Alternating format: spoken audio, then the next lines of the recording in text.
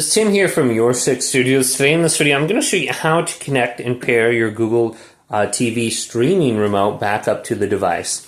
So this is really easy to do. Go on over to your Google streamer device and make sure it's plugged in and stuff, but on the back of the device right here there is a button.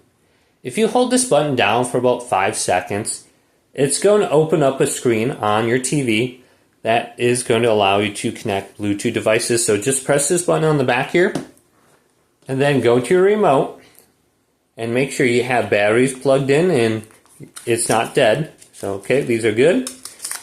And then go to the back button and the home button and hold these down for about 2 to maybe 5 to 10 seconds. So hold this down and you're going to see at the bottom of the remote it's going to chime and blink. And it should make a sound. Guess it's not. So when you do that, this is an indication that it's in the Bluetooth pairing mode, and it's going to connect back up to your device. So very easy to do. Hopefully this video did indeed help you out.